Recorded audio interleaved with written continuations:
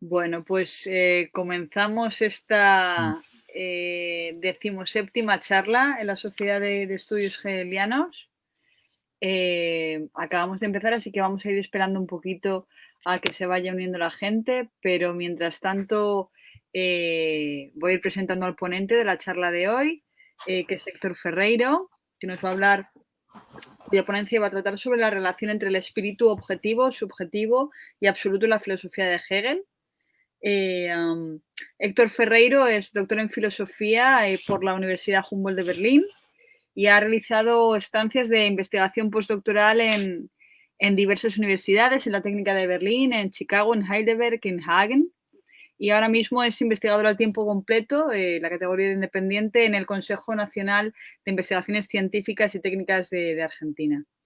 Ha sido profesor en la Escuela de Humanidades en la Universidad de San Martín, en Buenos Aires, y desde 2013 dirige el programa de investigación en filosofía clásica alemana en la Facultad de Filosofía y Letras de la Pontificia de Argentina, en Buenos Aires.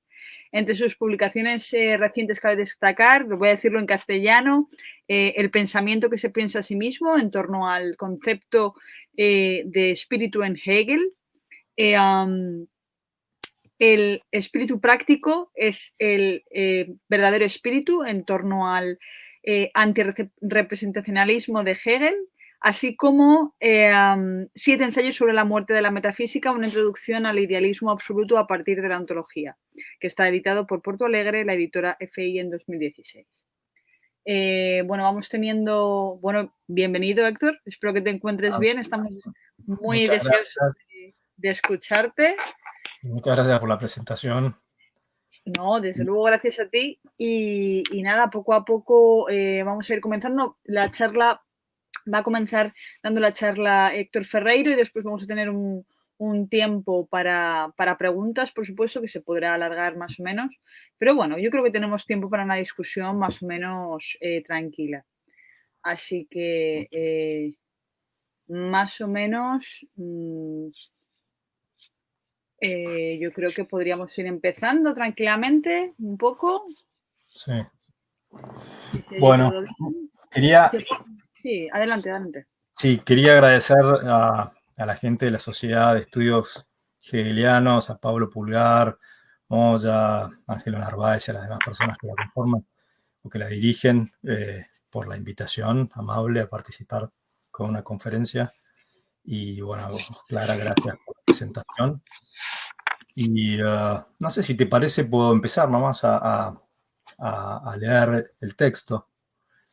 Es un texto, lo introduzco, es un texto un poco denso por ahí en ideas, pero normalmente cuando es una exposición oral yo trato de evitar ese grado por ahí de detalle porque es difícil de seguir, pero como en este caso queda grabado y después la gente lo puede eventualmente escuchar de nuevo, o las partes que se perdió, que se distrajo, las puede escuchar y las puede volver a ver todas las veces que quiera, entonces creo que no es tan problemático que sea por momentos un poco complejo, denso el texto.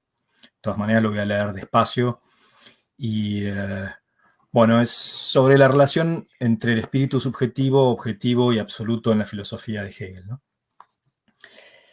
Bien, no es inusual que se dé por sentado que en la filosofía de Hegel el espíritu subjetivo es, en términos generales, la actividad del sujeto humano, o en otros términos, de la mente humana, frente al mundo real independiente de ella.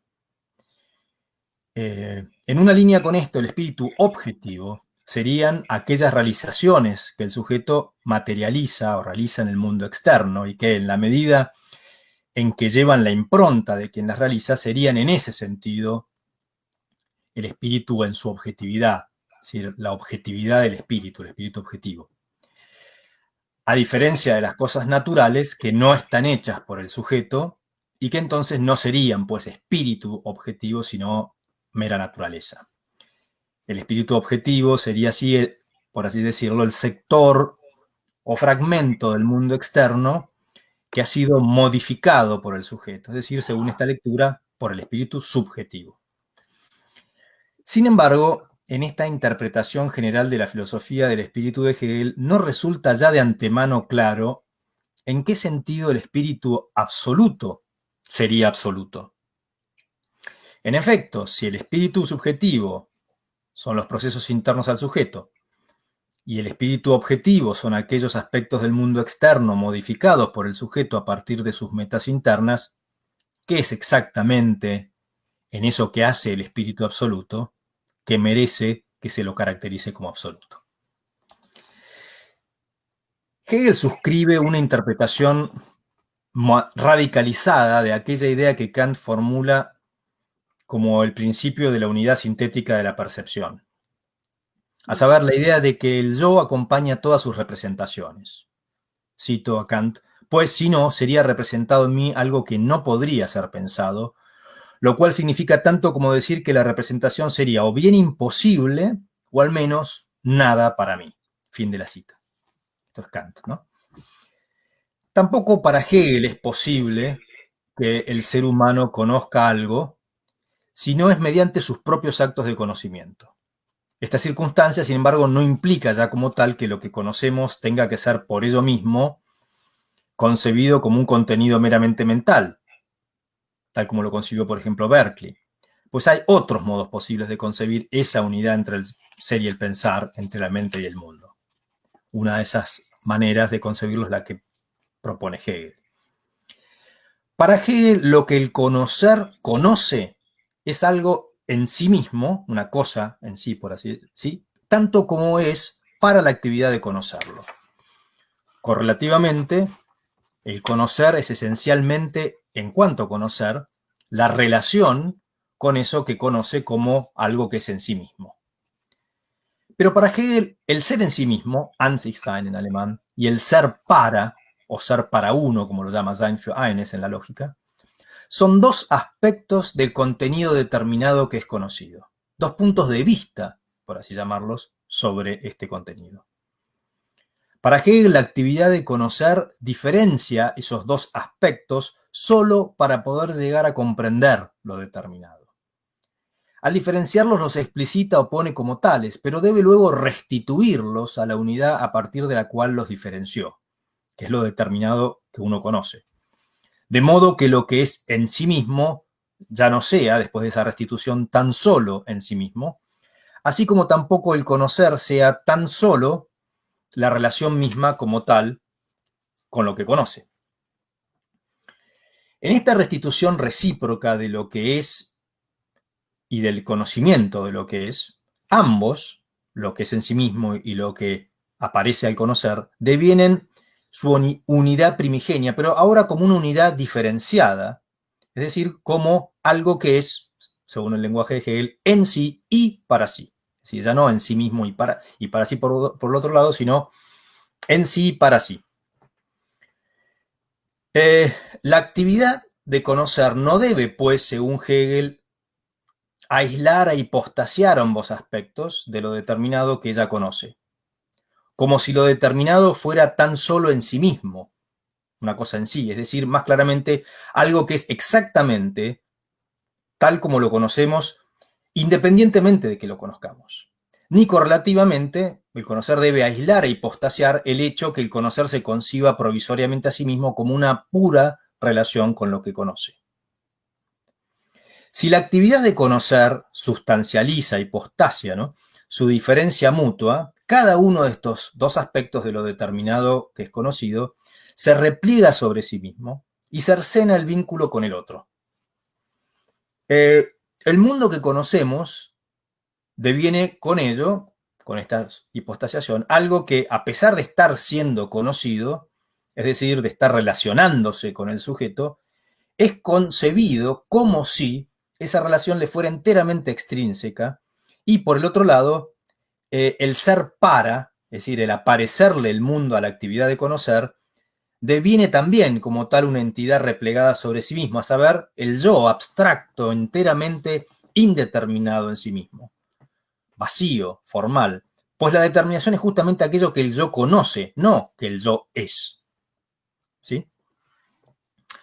Bien, el espíritu subjetivo, lo que Hegel entiende por espíritu subjetivo, es justamente el estadio general de autoconocimiento de la actividad de conocer, en la que esa actividad se concibe como abstractamente diferente del ser en sí mismo de lo que conoce.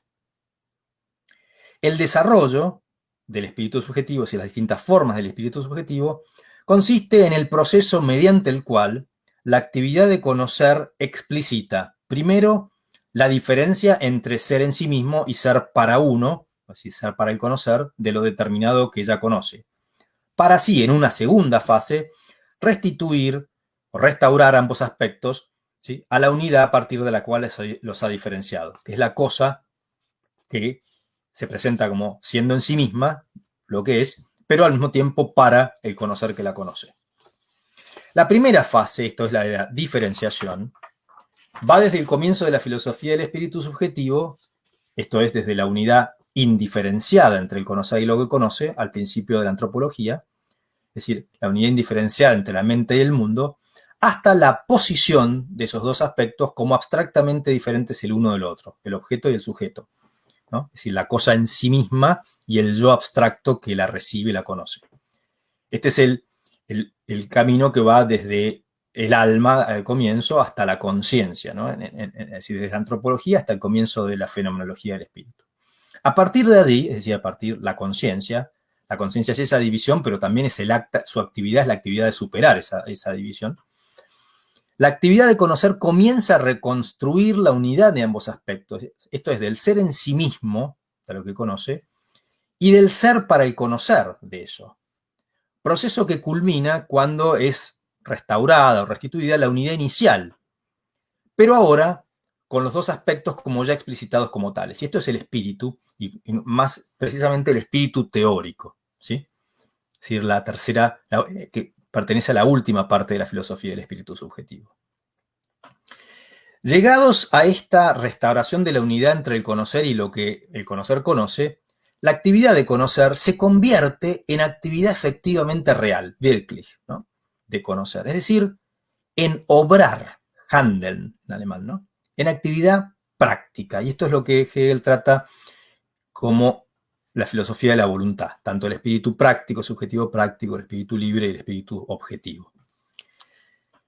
De hecho, hasta la enciclopedia de 1817, Hegel no usa el término espíritu objetivo, utiliza el término espíritu práctico, ¿sí?, para toda esta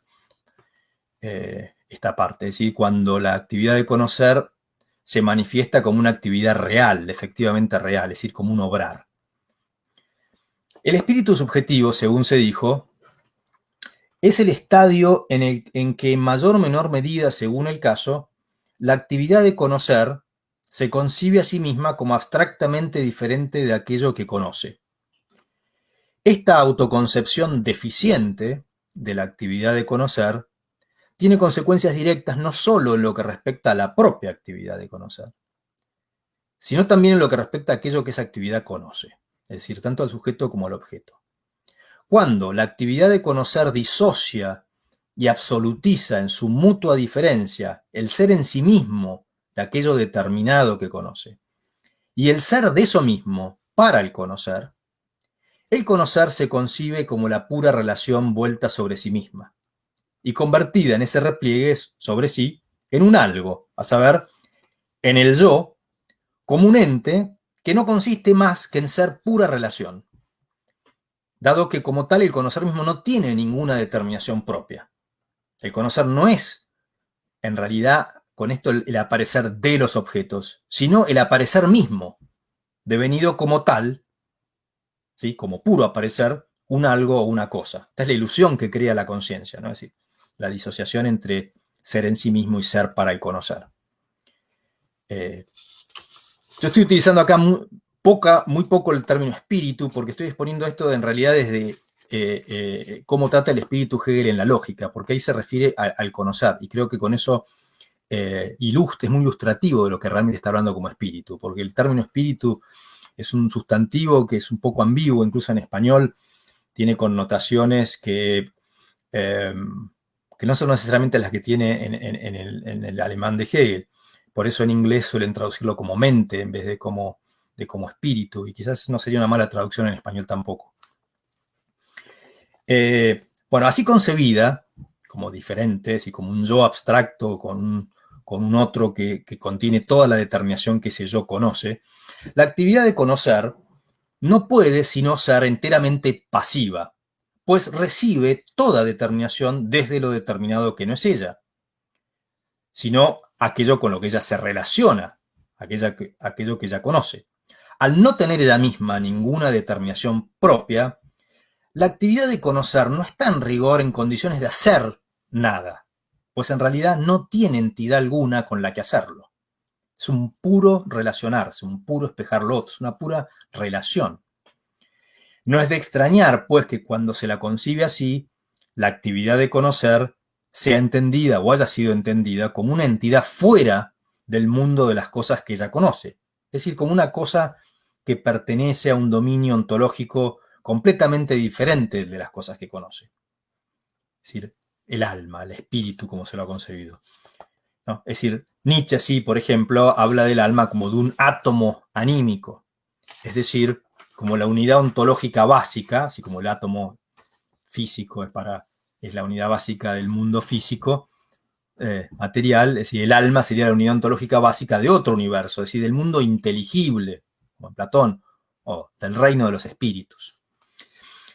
Esta deficiente autoconcepción de la actividad de conocer ha llevado también ulteriormente a otros corolarios, por ejemplo, a intentar reducirla a la actividad del cerebro, como lo ha hecho y lo vuelve a hacer una y otra vez el monismo materialista o fisicalista, que Hegel criticó ya expresamente en su propia vida bajo la forma de la filosofía de Spinoza.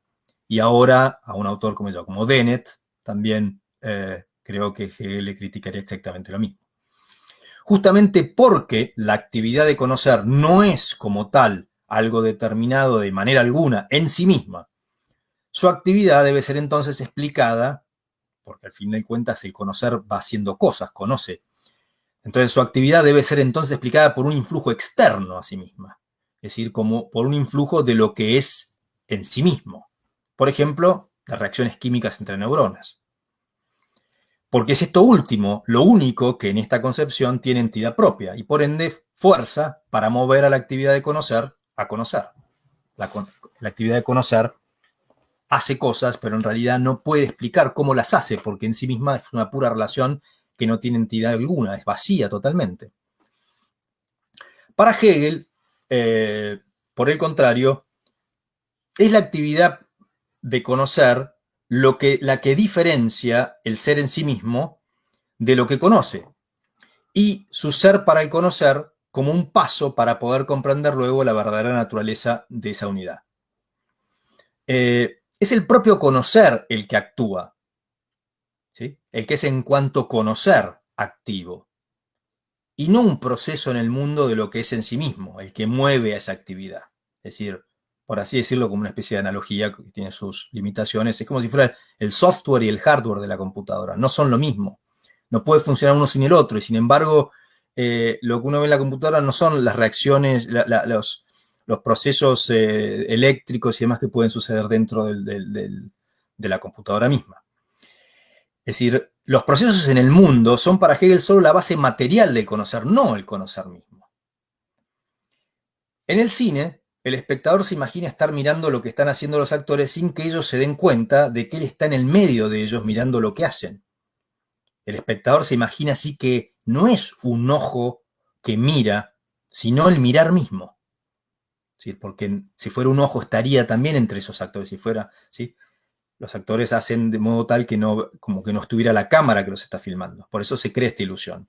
Entonces, una ilusión o apariencia similar a esta, análoga, es la que para Hegel supera el conocer mediante su propia actividad. Mientras no logre revelar como tal a esa apariencia, ¿sí? Es decir, en otros términos, mientras no logre reconocer al ser en sí mismo de lo determinado que conoce como una mera forma, aspecto o momento de lo determinado, la actividad de conocer es meramente subjetiva. Esto es espíritu subjetivo. Bien. Sin embargo, para Hegel, la actividad de conocer va poniendo de manifiesto que el contenido que conoce es en rigor una determinación de sí misma, ¿sí? En la forma de la intuición sensible, el conocer conoce el contenido, es decir, conoce lo determinado, solo como es él en sí mismo, es decir, bajo la forma del ser en sí mismo. Pero el conocer elabora también una imagen del contenido, imagen que la actividad de conocer puede reproducir luego cuando ella quiere. Es decir, esto significa que el contenido que en la forma del intuir es tan solo en sí mismo y se le impone al conocer, ya en la del imaginar, comienza a poner de manifiesto que en realidad es una determinación de la actividad de conocerlo. Porque, si así no fuera, esa actividad, la de conocer, no podría, como de hecho puede, reproducirlo cuando ella quiere. Es decir, uno puede reproducirse una imagen cuando uno quiere. Pero es el mismo contenido que el conocer intuye como siendo en sí mismo, como siendo tan solo en sí mismo, el que luego imagina. Es decir, que su ser solamente en sí mismo, ¿sí?, en la forma de la percepción sensible, de intuición en este caso, comienza a ser superado por la propia actividad que lo conoce en la exacta medida en que el ser para esa actividad, es decir, ¿sí?, comienza a ser explicitado como tal. Correlativamente, en ese mismo acto, en este caso estamos hablando de la imaginación, la actividad de conocer comienza a superar la forma de ser ella solamente el puro ser para de lo determinado, es decir, de ser la pura relación o el espejamiento de lo que es en sí mismo. Y comienza, por su parte, a poner de manifiesto que en realidad ella no es un puro reflejar, sino una actividad determinada ella misma también en sí misma, y que precisamente porque es una actividad que está determinada en sí misma, puede empezar a actuar sobre lo determinado que antes se le aparecía tan solo, o ella consideraba tan solo como siendo en sí mismo. Así, en sus siguientes actos, la actividad de conocer, esto ya al final del espíritu subjetivo, dispone a su gusto de las determinaciones que primero concibió como siendo tan solo en sí mismas, y por tanto como determinaciones frente a las cuales el conocer debía concebirse a sí mismo como enteramente vacío, inerte y pasivo, como puramente receptivo. La actividad de conocer puede entonces, por ejemplo, ponerle a un cuerpo humano la cabeza de un toro, o al cuerpo de un caballo un torso humano, creando en el primer caso un minotauro y en el último un centauro. El conocer tiene este poder de asociar lo que antes era tan solo en sí mismo, justamente porque está cancelando la mera forma del ser en sí mismo de eso, y está revelando que lo que es en sí mismo, la supuesta cosa en sí también, si son todas formas de pensar que lo que uno conoce tiene un en sí mismo diferente del ser para uno, está revelando que lo que es en sí mismo no está separado realmente de su ser para el conocer. Del mismo modo que en ese mismo acto va revelando que el conocer está al mismo tiempo, y no como pensaba Berkeley, cancelando también la forma de ser él mismo, tan solo la relación con lo determinado. En los actos siguientes, el conocer, ¿sí?, del espíritu subjetivo ya comienza a subordinar unos contenidos a otros. Los conoce como siendo en sí mismo y por lo tanto tal como ellos se presentan de una manera intocable, pero ahora ya los empieza a asociar unos con otros, los empieza a subordinar a unos con otros. De modo que un contenido, por ejemplo, pasa a ser el significado de otro contenido y el mero medio de expresión de aquel. Y así es como tras toda una serie de actos, la actividad de conocer llega finalmente al lenguaje, en el que ella puede en adelante vincular todos los contenidos con cualesquiera otros contenidos mediante juicios e inferencias. Es decir, acá superó la forma del ser en sí mismo de lo que conoce, por eso lo que es en sí mismo ya no se le presenta y queda y se le impone, como se le impone, por ejemplo, a la percepción, o parcialmente al menos a la percepción animal, que queda entonces el animal cristalizado y paralizado en lo que percibe por millones de años, ¿sí?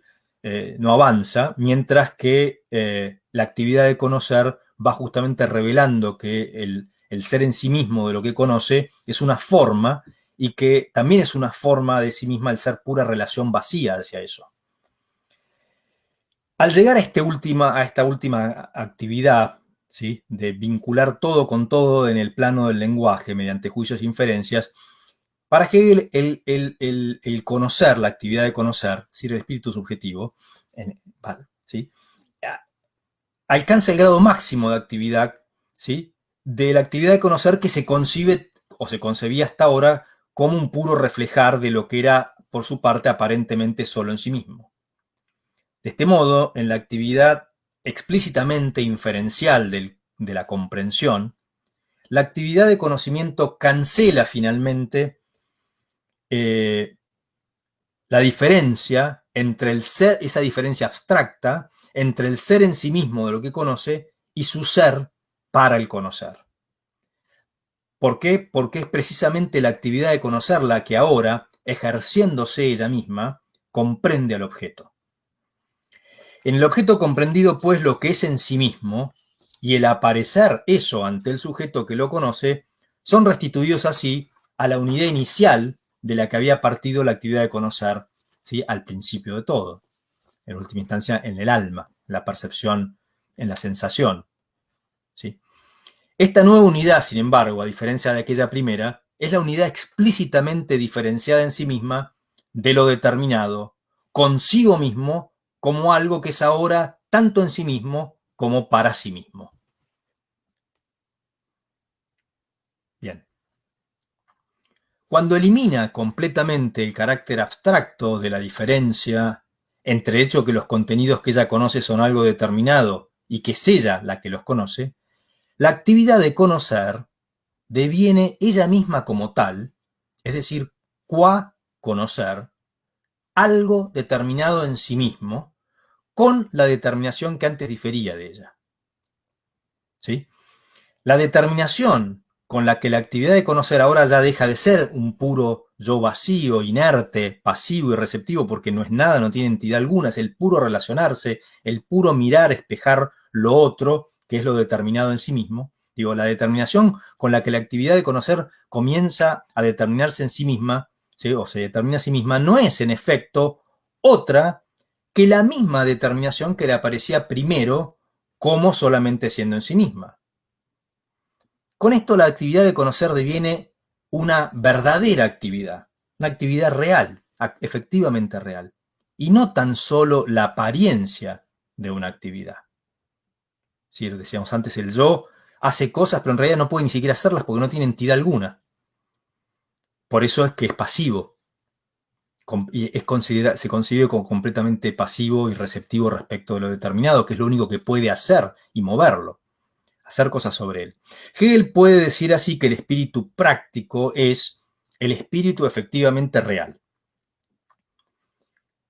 Y en una línea con ello, afirmar que el espíritu práctico no tiene ideas, sino que es la idea. Determinada en sí misma, la actividad de conocer deviene entonces, ¿sí?, actividad práctica y, más aún, un agente singular real que actúa.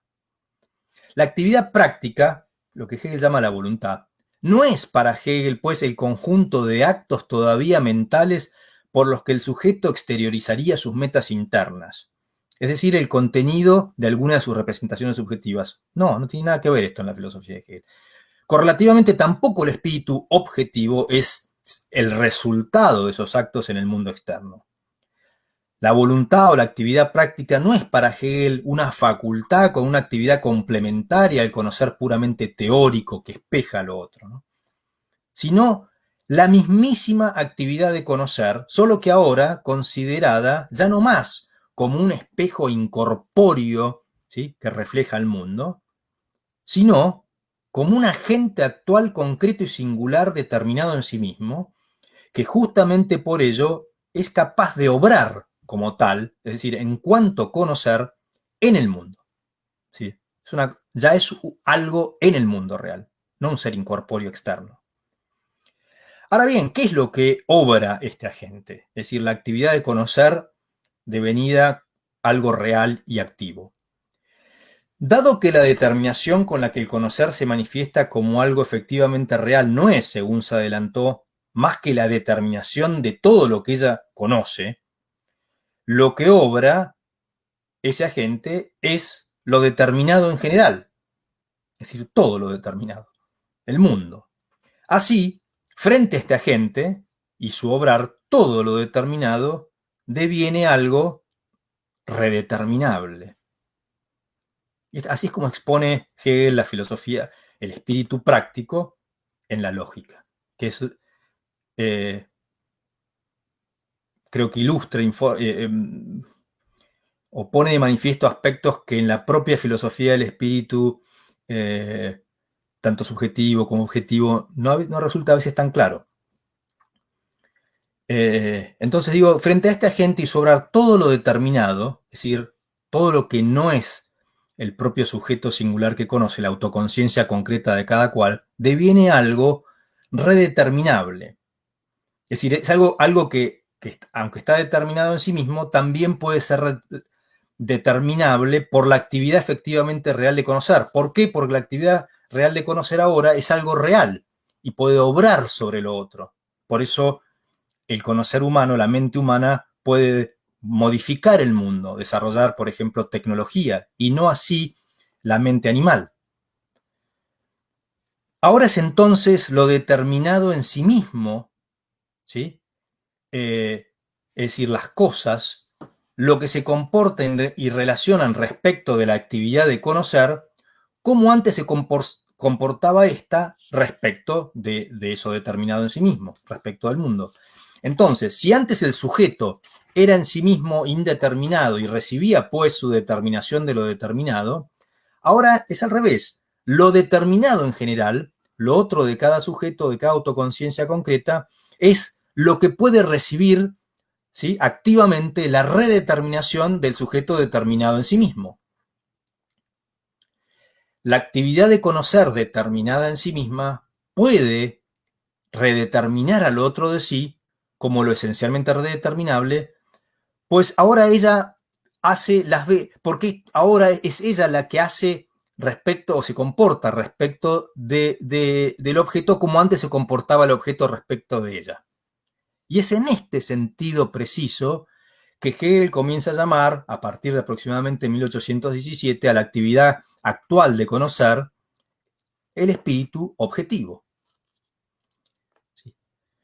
La actividad efectivamente real, esto es, determinada en sí misma, ¿sí?, de conocer, tiene poder sobre lo otro de sí, porque ella no es tan solo algo determinado en sí mismo, sino, siendo actividad de conocer, algo determinado en sí mismo que al mismo tiempo es el conocer de eso, porque es el propio conocer el que está determinado, como tal. Es decir, es algo determinado en sí mismo y para sí mismo. Por esta razón, la actividad efectivamente real de conocer tiene poder tanto sobre sus propias determinaciones como, dado que sus determinaciones no son sino las determinaciones de lo que antes era solo en sí mismo, sobre lo determinado en general, sobre todo, sobre el mundo. Por eso la mente humana puede actuar sobre el mundo y modificarlo. Lo que es meramente en sí mismo persiste en su propio ser determinado, las piedras, por ejemplo. Pero la actividad efectivamente real de conocer se determina a sí misma en sus propias autodeterminaciones. Por esto es que puede también negarlas a todas, a diferencia de lo que es solamente en sí mismo. Por ejemplo, en el suicidio, es un ejemplo que Hegel pone, ¿sí? Es decir, precisamente porque lo que conoce no se le impone como si fuera algo en sí mismo, sino que es el propio conocer el que se determina en esa determinación, es que puede negar eventualmente esas determinaciones. No solamente combinarlas y demás, sino también eventualmente negarlas. Y así es que puede negarlas a todas, es decir, suicidarse. ¿Sí? Es decir, puede negarlas a todas, por ejemplo, en el suicidio, o, si se quiere, de un modo menos drástico, abstrayendo idealmente de todas ellas cuando elabora la noción, por ejemplo, de ser como tal o de puro ser, ¿sí? Y de no ser como tal o de puro no ser, como es en el comienzo de la lógica.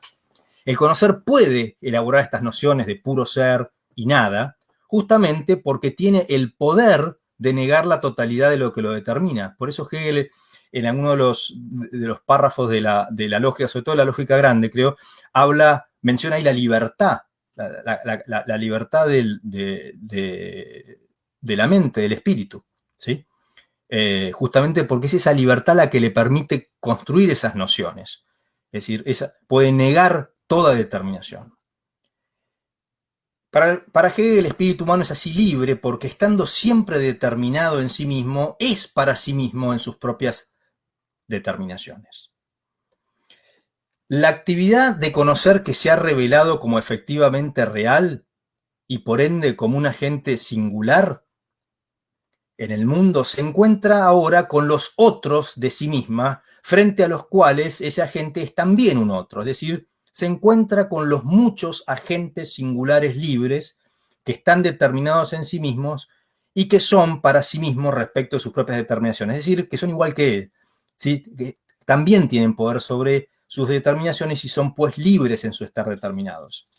El espíritu objetivo es así para Hegel el universo específico de la intersubjetividad, ¿sí?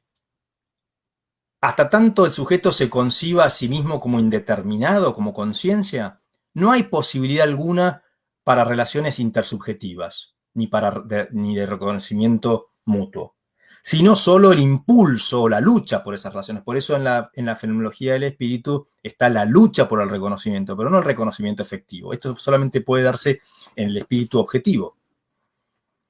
Recién cuando la actividad de conocer se concibe a sí misma como libre en sus propias determinaciones, se abre el campo de las relaciones expresamente interpersonales. Bien. La actividad de conocer efectivamente libre se diferencia respecto de lo otro de sí. Pero dado que la actividad de conocer es ella misma algo singular, la autoconciencia sería persona libre, la nueva alteridad, es decir, las otras cosas singulares del mundo y los otros sujetos singulares, es en rigor insuperable. Lo otro del sujeto singular libre es también siempre algo singular. De modo que aunque es respecto del sujeto singular libre algo determinable, ¿sí?, es también algo en sí mismo singular porque conserva siempre su propia determinación.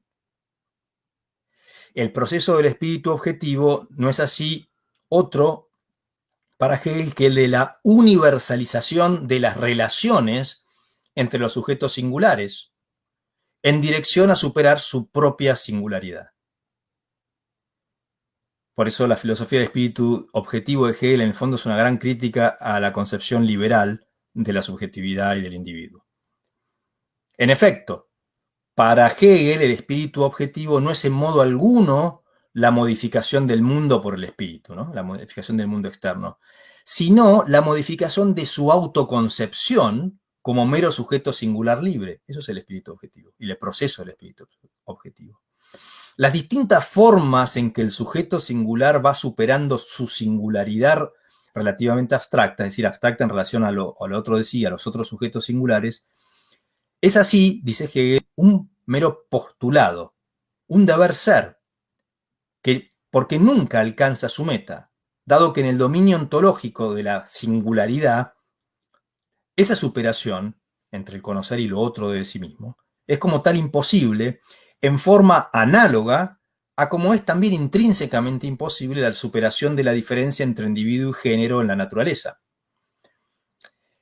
Así, la universalización de las relaciones entre los sujetos singulares libres a través, por ejemplo, de las relaciones contractuales, la familia, la relación con nosotros en el marco de la sociedad civil, dentro del Estado y entre los estados en la teoría universal, es decir, la universalización de las relaciones entre los sujetos singulares libres, es decir, todo el proceso del espíritu objetivo, desemboca para Hegel en un proceso al infinito, en la mala infinitud de la historia universal.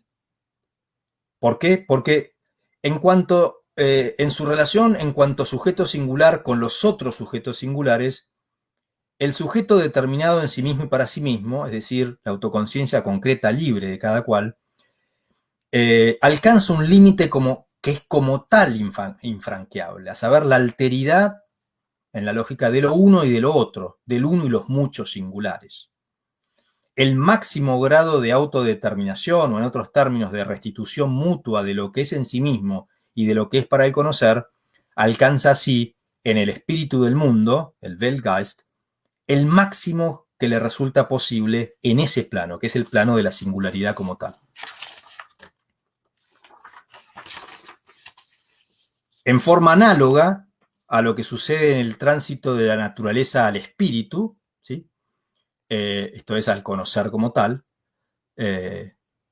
porque así es como Hegel se refiere al espíritu en la lógica, es decir, es la idea del conocer, es el conocer. Es decir, en forma análoga a lo que sucede en el tránsito de la naturaleza al espíritu, tras el proceso al infinito que desata la relación entre el individuo y el género, ahora, tras el proceso al infinito de la relación entre los estados, ¿sí? y entre los sujetos singulares, las personas en los estados, en el marco de la historia universal, el espíritu singular finito alcanza el máximo posible de superación de la diferencia entre el conocer y lo que conoce. Y entonces debe transitar al plano del conocer como tal, debe restituir el conocimiento. Esto es el paso al espíritu absoluto.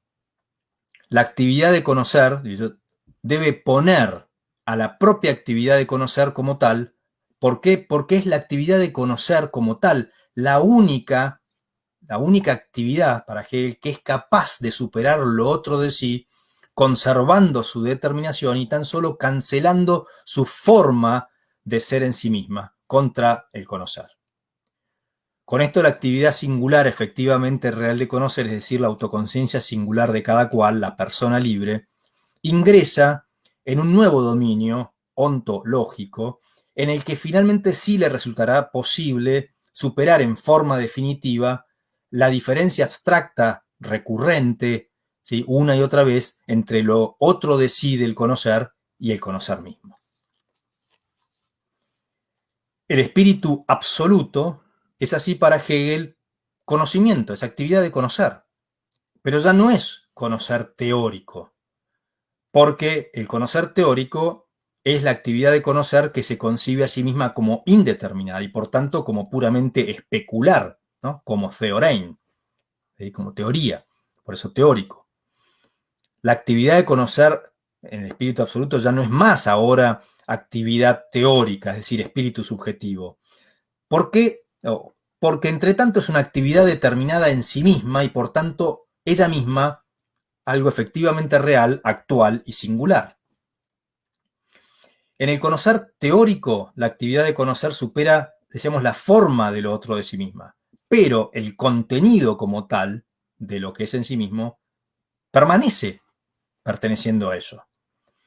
Ahora, en el espíritu absoluto, o en la actividad de conocer como absoluta, la actividad de conocer determina, o debe determinar, ¿sí?, al contenido de lo otro de sí misma. Por esto, y por ninguna otra razón, es que Hegel incluye al arte, ¿sí?, es decir, a la actividad automanifiesta de confeccionar a partir de uno mismo cosas en el mundo, como una forma del conocer absoluto. Es decir, como una actividad que cancela definitivamente toda forma de alteridad de lo determinado respecto del conocer, porque en el arte, justamente, la mente está haciendo cosas, ¿sí?, explícitamente está haciendo cosas en el mundo externo, y eso para Hegel es una forma de conocer, porque el conocer absoluto lo que hace justamente es determinar al mundo mismo, todo contenido que conoce. El espíritu absoluto es para Hegel la actividad de conocer que ahora determina al contenido mismo de lo que conoce, ya no a la forma. Es decir, no es que solamente cancela su forma de ser en sí mismo, sino que tiene que ir más allá, tiene que determinar el contenido mismo, la determinidad misma de lo determinado que conoce. Y por eso el arte es una forma de conocimiento absoluto. Pero esta determinación de los contenidos determinados no es ahora en el espíritu absoluto solamente arbitraria, solo en el arte pareciera ser arbitraria, es decir, arbitraria en el sentido del libre arbitrio, es decir, del libre albedrío, ¿sí? Pero esto sucede porque para el arte es el resultado de la actividad cognitiva de la fantasía y por eso sus contenidos son para el sujeto expresamente fantasiosos. Es decir, no cosas que se le imponen como un conocimiento, sino claramente algo que el sujeto hace. Sin embargo, la actividad de conocer que luego del pensar figurativo opera según su máxima actividad posible, esto es, según la actividad de vincular juicios en una red de inferencias, ya no hace un objeto externo que reconoce como tal como producido, sino que produce una teoría del mundo que ya el conocer mismo toma como el mundo mismo, es decir, como objetiva, como una descripción de cómo es el mundo, y ya no como un producto de su fantasía. El proceso del espíritu absoluto no es para Hegel, sino justamente el proceso de depuración de las técnicas de producción de mundo, world making, ¿no? Para tomarla aquí prestada la expresión a Nelson Goodman.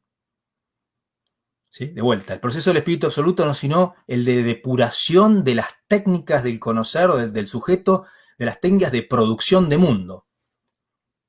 Hegel asigna al espíritu absoluto los actos que ejerce el ser humano en la actividad artística, en la religión y en la filosofía.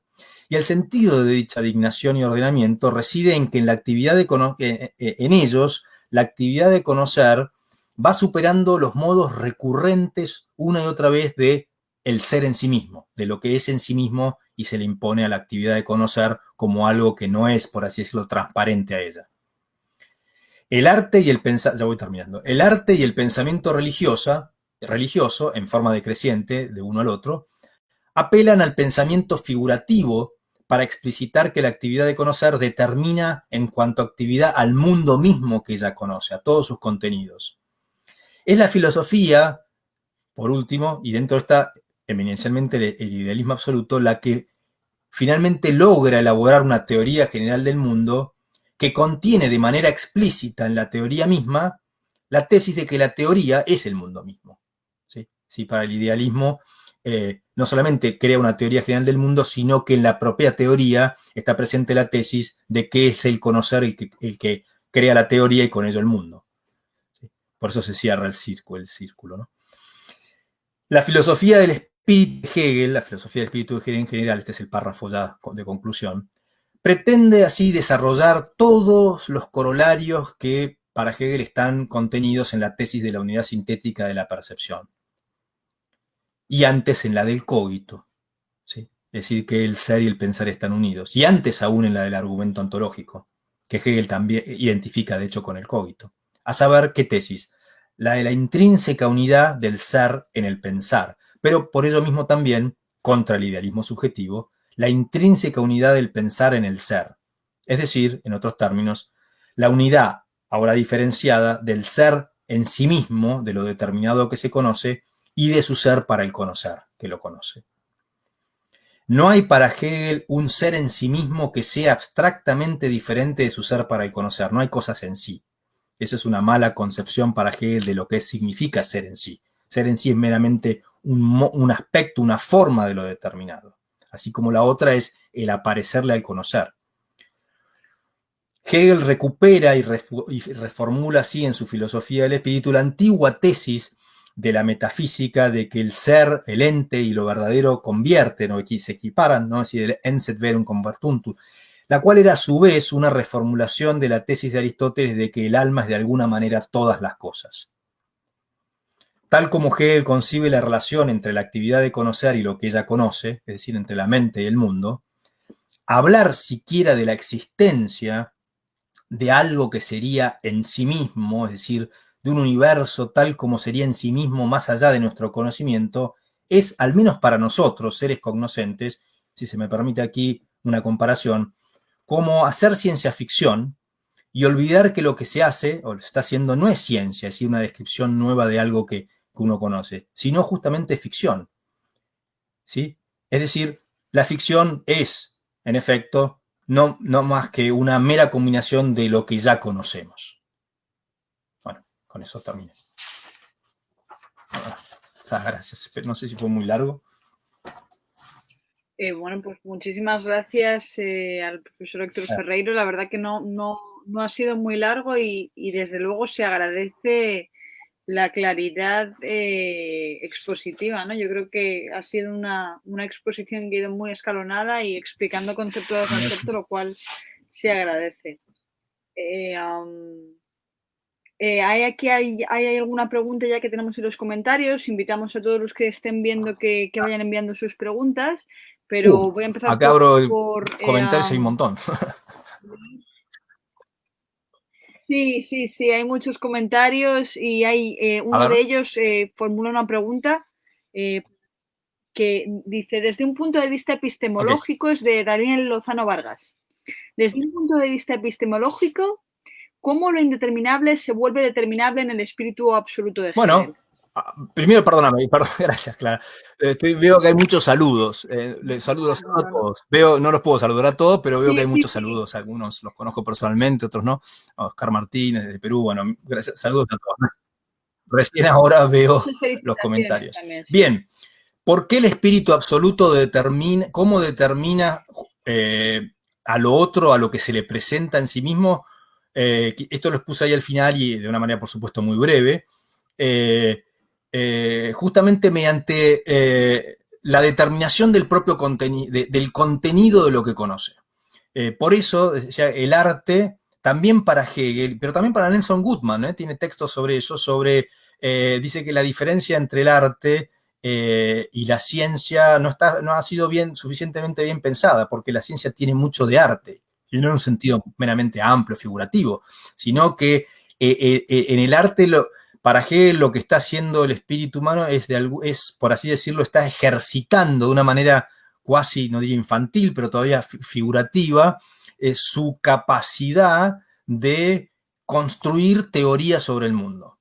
En el arte mismo, porque justamente el acto subjetivo mediante el cual se genera el arte es fundamentalmente la fantasía, por eso nos captamos las cosas que producimos en el arte como construcciones subjetivas y no como conocimiento, como algo que es en sí mismo, sino que contienen, por así decirlo, el momento en forma expresa de haber sido construidas por el ser humano.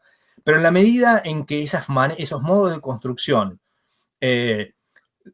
son más abstractos y más complejos, entonces aquello que construye la mente humana, es decir, las teorías, ya no las empieza a reconocer como construidas, sino como el mundo mismo. Entonces las teorías son construcciones humanas muy complejas que sin embargo el espíritu humano considera como el mundo mismo.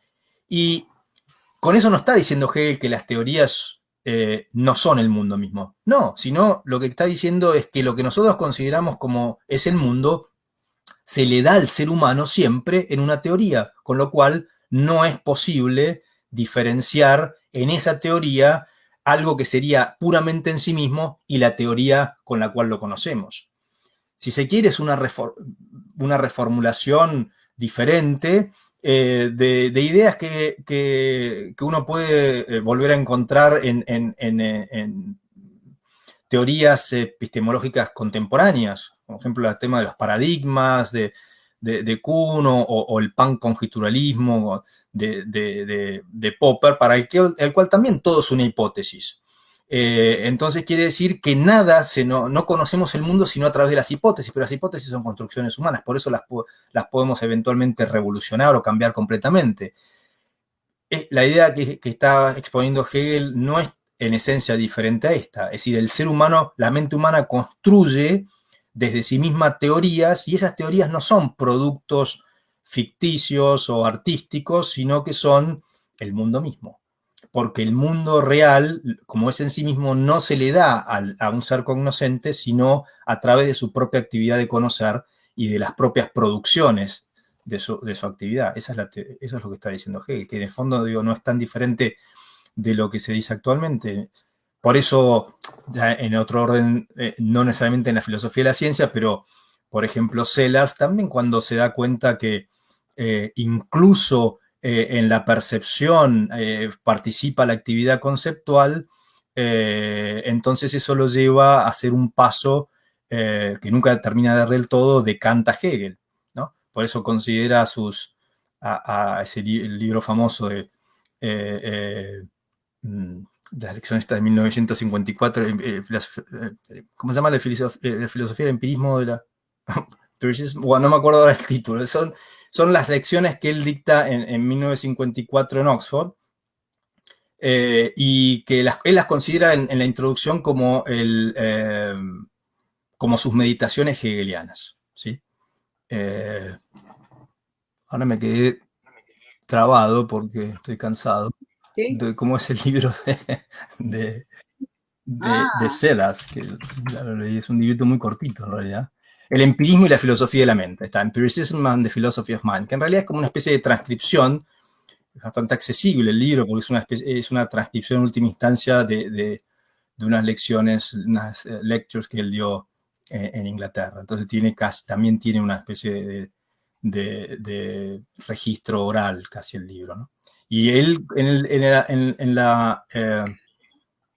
en la introducción las considera sus meditaciones hegelianas, precisamente porque cuando toma conciencia de que incluso la percepción no es algo en sí mismo que nos da un dato, entonces se da cuenta que eso es lo que estaban pensando los autores posteriores a Kant.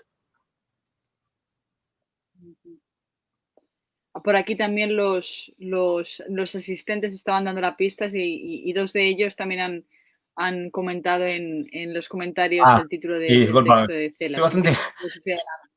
No, no, no, duermo está muy bien. poco la Está noche perfecto. y estoy cansado, entonces ahora me olvidé del libro.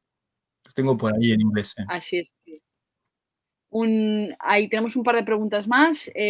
Una de Carlos Silva, que dice, según sus lecturas, reflexiones y reflexiones, ¿le parece que el espíritu subjetivo, objetivo y absoluto pueden ser vistos como un momento para luego ir hacia la unificación? Así como en el parágrafo 236 que trata de la idea absoluta en la enciclopedia. Hago mucho énfasis en esto porque Hegel está repitiendo lo que hizo en la fenomenología del espíritu al terminar su obra con el saber absoluto, das absolute Wesen. Sí, no entiendo bien lo que habla de la reunificación. El espíritu absoluto es la idea absoluta en la lógica. Uh -huh. Es decir, la estructuración de todos estos momentos en la lógica no coincide exactamente con la estructuración de la filosofía del espíritu en general, pero por buenas razones, que son, no viene ahora, bueno, sí viene al caso ahora explicarlas, pero es muy, muy extenso. Pero que lo que hace allí es, tiene la vida, que es el primer capítulo de la filosofía de la idea, y después tiene la idea del conocer, ¿sí? Que se divide entre conocer y querer, o la idea del conocer y la idea del bien en la lógica grande, en la lógica de la enciclopedia y en las lecciones se refiere como conocer y querer. El conocer en realidad es toda la filosofía del espíritu subjetivo hasta al final de la filosofía del espíritu teórico. Lo que él llama la idea del bien, el obrar y la actividad práctica, el querer en la lógica de la enciclopedia, y las lecciones y las lecciones de Berlín, que son comentarios a la enciclopedia, ya sea la de 1817 como la del 27, la del 31 ya no, la del 30 ya no, porque el año siguiente murió. Digo, el conocer, el querer o la idea del bien abarca desde el comienzo de la voluntad, toda la voluntad, desde el comienzo de la filosofía del espíritu subjetivo práctico hasta el final de la filosofía del espíritu objetivo. Y la idea absoluta en la lógica corresponde al espíritu absoluto. Por eso no entiendo, la pregunta me parece, no sé si tal vez no la entendí bien, pero no es que la filosofía del espíritu en su totalidad y todavía le falta la idea absoluta. No, porque en la lógica, la filosofía del espíritu subjetivo y objetivo las trata Hegel en la idea del conocer.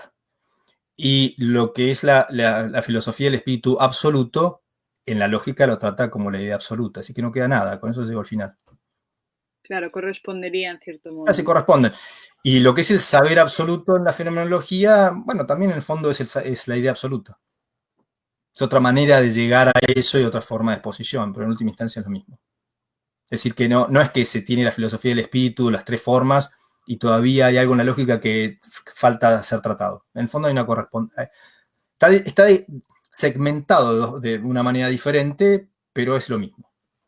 Y hay razones para explicar por qué la estructuración en la lógica no coincide, aparentemente no coincide en forma estricta con la exposición de la filosofía del espíritu.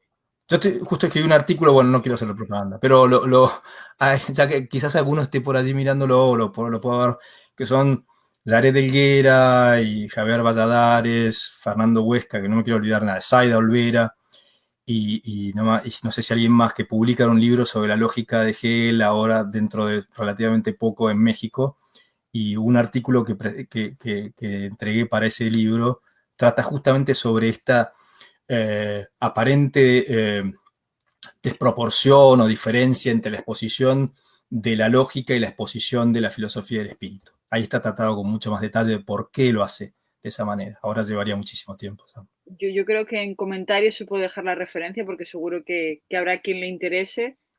Sí, no se publicó el libro todavía, pero en eso andan. Allí está. Sí, va a aparecer en la editorial Acal y la publican, como les mencioné recién. Ya muchos los conocerán, a Yared y Javier Valladares y Fernando Huesca y Zaida Olvera, y no sé si hay alguno más que forma parte de esa de compilador de ese libro, pero bueno, son artículos sobre la lógica de Hegel que recogen ponencias del Congreso hegeliano que organizan ellos allí en México, y del último, sí, que fue hace el 16, creo, el 17, 2017. Pues perfecto. Ya aparecerá el libro, disculpa. Sí, no, está bien, está bien. Tenemos dos preguntas más, una quizás más de definición, otra más de creación. Te las formulo juntas para que puedas unir un poco y así Bueno. comprender un poco. En primer lugar, la que sea quizás más de aclaración. Si para Hegel el mundo se presenta como idea o fundamentalmente como idea, ¿no estaría cayendo en el mismo problema que los filósofos anteriores? Me refiero a los filósofos idealistas como Fichte, Schiller, Schelling u otros. Eso en primer lugar. ¿Hay alguna cuestión que comentar? Y cómo podremos empezar a formular una estética desde los planteamientos hegelianos. Una estética hegeliana, si se quiere. O sea, la cuestión del idealismo y la cuestión de la estética. Sí, a veces es difícil entender qué exactamente está teniendo alguien en la cabeza cuando hace una pregunta, porque es muy diferente como lo está entendiendo, son como si fueran paradigmas inconmensurables. Así que no sé a qué se refiere con que el mundo sea la idea. A ver, para hacer una analogía, que como toda analogía o comparación tiene una imagen que tiene sus limitaciones. A ver si se entiende más o menos al menos como yo lo entiendo. Lo que Hegel está haciendo con su sistema es una especie de exe homo, es decir, de cómo, si Nietzsche en exe homo dice, bueno, cómo uno deviene lo que es, Hegel lo que está haciendo es cómo el sujeto humano llegó a tomar conciencia de que es un determinarse en lo que aparentemente lo determina, y eso tiene lugar en un lugar específico, que es en la Alemania protestante postrevolucionaria, de la postrevolución francesa. No sucede, por ejemplo, en Inglaterra, porque en Inglaterra, si bien es protestante, tiene el empirismo, una cierta propensión al empirismo, lo cual no le permite llegar a eso. Entonces, cómo en última instancia el idealismo alemán y el idealismo absoluto fue posible, toda esta toma de conciencia. Entonces se cuenta a sí mismo la historia de su propia génesis, ¿sí? Y eso es en el fondo el sistema. Es decir, es el idealismo absoluto, el sistema de las ciencias filosóficas no es otra cosa que el sistema del idealismo absoluto, que mira para atrás toda la génesis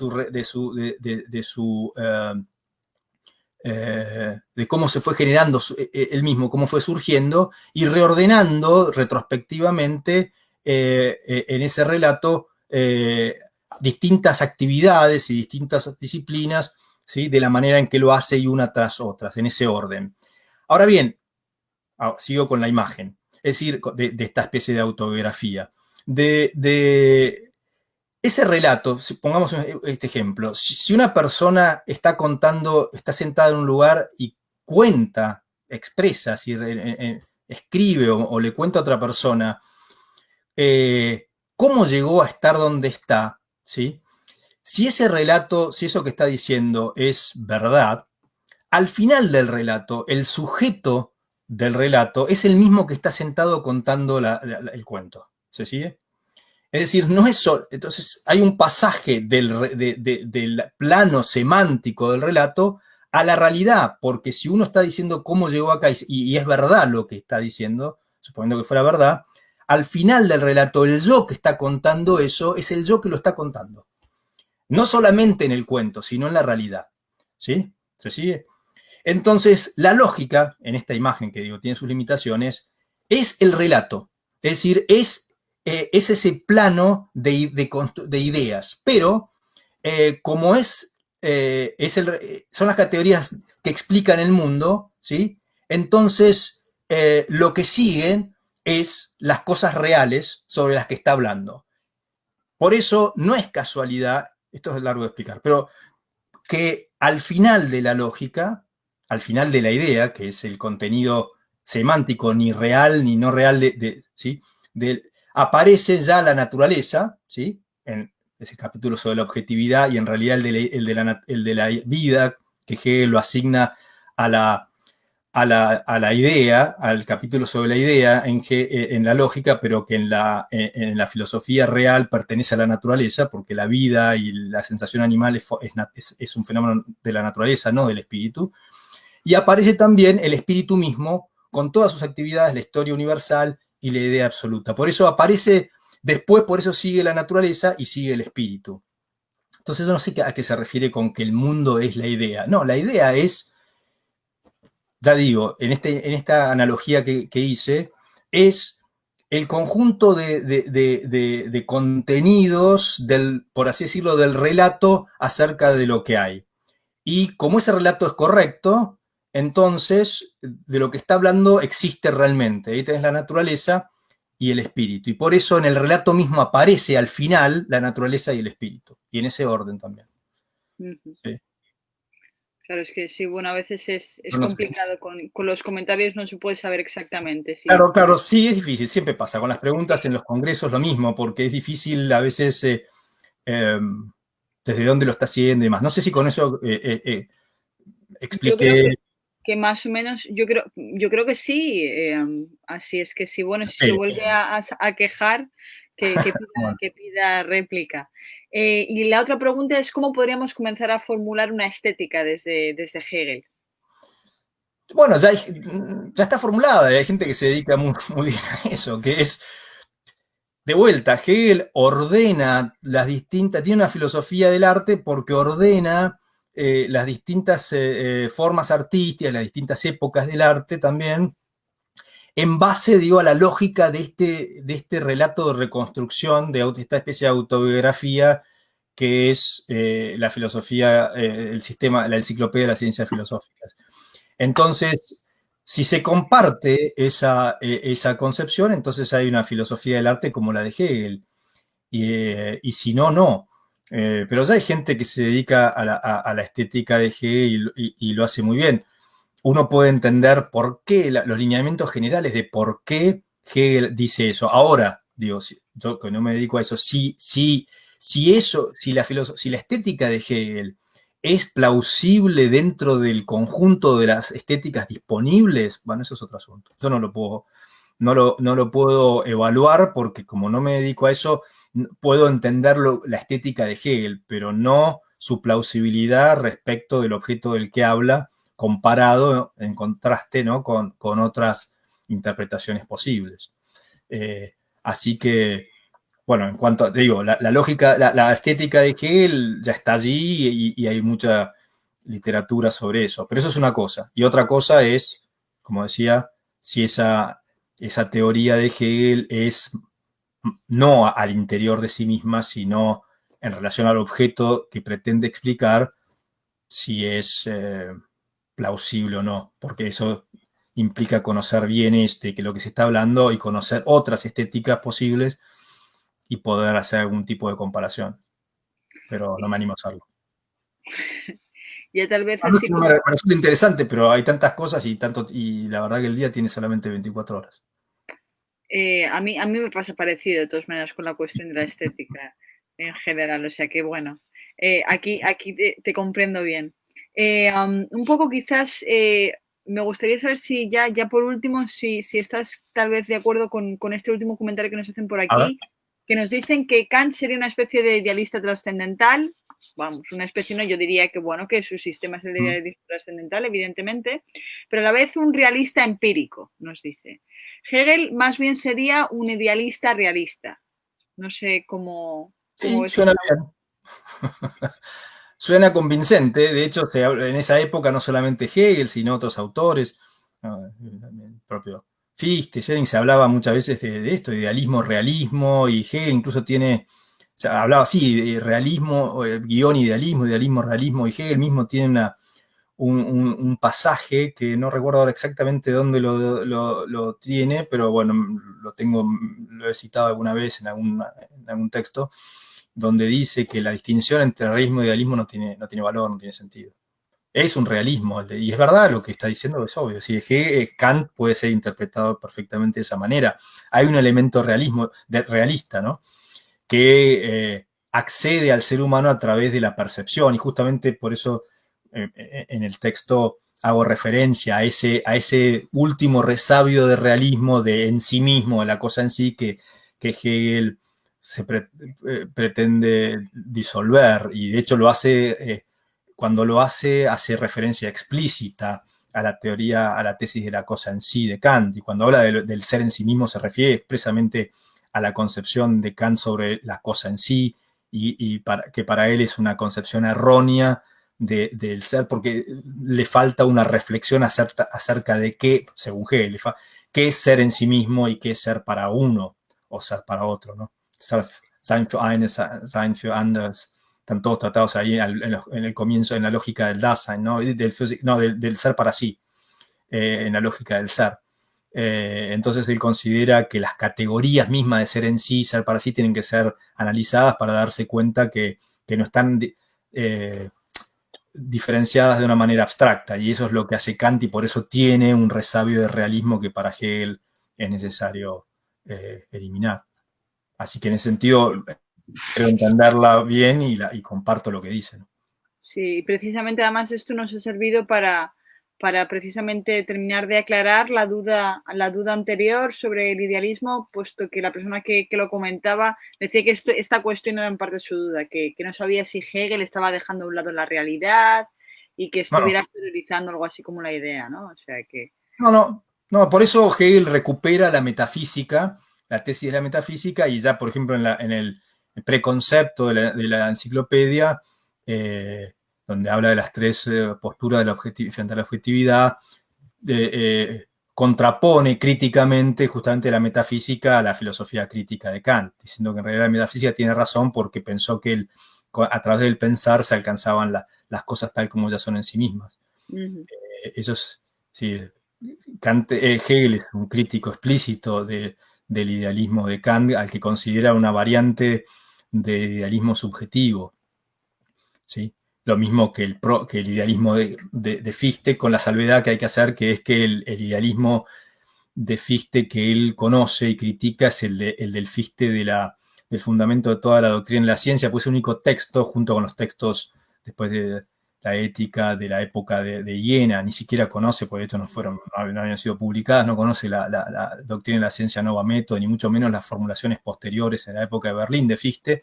Así que cuando Hegel critica a Fichte, desde el principio del escrito de la diferencia hasta el final de su vida, siempre critica, en realidad es el Fichte del fundamento de toda la doctrina de la ciencia, así de 1794, 1795.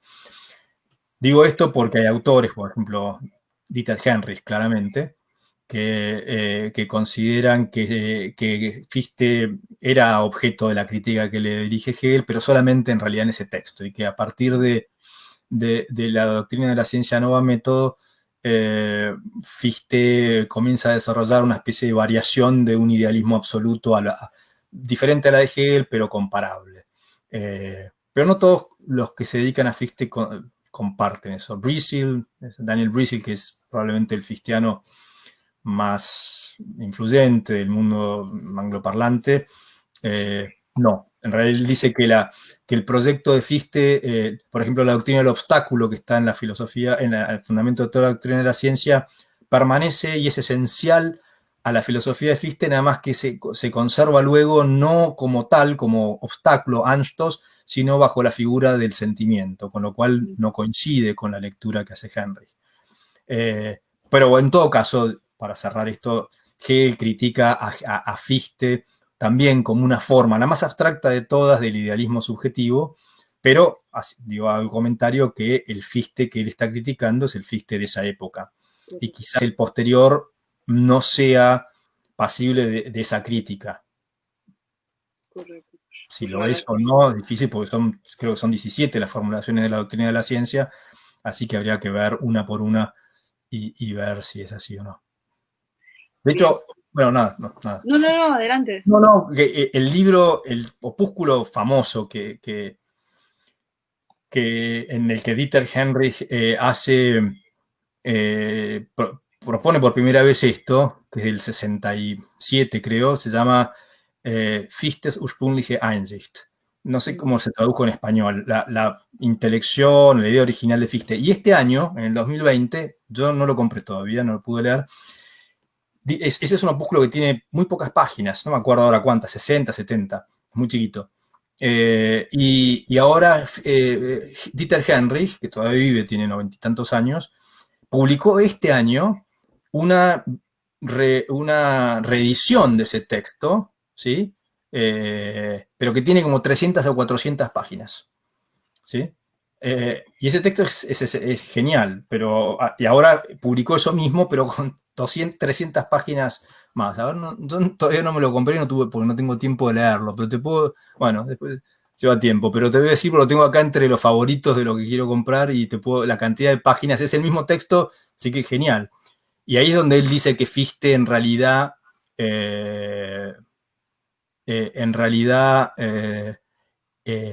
se hace, digamos, suscriba en una forma de idealismo subjetivo solamente en la doctrina de la ciencia del 94 y 95, es decir, del fundamento, y no después. Pero bueno, acá está. El libro se llama Dies Ich das viel besagt. Fichtes Einsicht Nachdenken. Es de septiembre del 19. ¿Sí? Y tiene 300 páginas. Contra el otro, el original, que tiene, ya te digo, no me acuerdo, 60, 70, es un muy chiquito el libro. Así que, bueno, tengo que leerlo eso, porque ahí hay que ver si Henry cambió su manera de verlo a Fichte o no. Pero bueno, en fin, la idea es que Kant seguro y Fichte al menos seguro o muy probablemente al principio. Es un idealista subjetivo. Al menos así lo ve. Bueno, pues yo creo que la verdad es que ha quedado bastante claro, así que tal vez luego al subir la charla ya en grabado podamos incluso en los comentarios poner esos libros para que quien quiera se pueda acercar a ellos. Y bueno, pues dado que hemos contestado a las preguntas y nos hemos extendido tranquilamente, yo creo que más o menos podemos cerrar aquí la charla, si te Bueno, parece. sí, claro. Muchísimas gracias. No, gracias a ti. Lo Moderación, único por la paciencia. sí me gustaría aprovechar que tenemos todavía a los videntes aquí ávidos. Recordar que la siguiente charla que va a haber en la Sociedad de Estudios Hegelianos, ¿vale? Que tendrá lugar el día 13 de octubre, que va a exponer Philip Niklas de la Universidad de Warwick, que va a tratar una ponencia acerca bueno, la ponencia se titula Usando la lógica de la esencia de Hegel como modelo de control y libertad reflexiva. ¿Vale? Entonces es una cuestión acerca de la lógica de la esencia de Hegel como modelo de control y libertad reflexiva, para que podamos invitar a todos los que se han unido aquí ahora con nosotros a que también el día 13 de octubre también lo hagan. Así es que, bueno, pues sin más, yo quisiera agradecer al profesor Héctor Ferreiro esta exposición muy clara, muy clara y muy clarificadora también. Y nada, a todos los que se han unido, también todos los comentarios que nos han ido. Sí, claro, gracias a todos. Así es que, bueno, pues nada, muchas gracias a todos y nos vemos, como digo, el día 13 de octubre con Philip Niklas. Bueno, muchas gracias a vos, gracias a la Sociedad de Estudios Hegelianos, gracias a la gente a los videntes y oyentes. Y bueno, nos veremos en otra ocasión. Sí, sí, desde luego. Ok, Así que muy bien, pues muchas gracias de nuevo y gracias. nada, hasta luego. Chao, chao, hasta luego. Chao.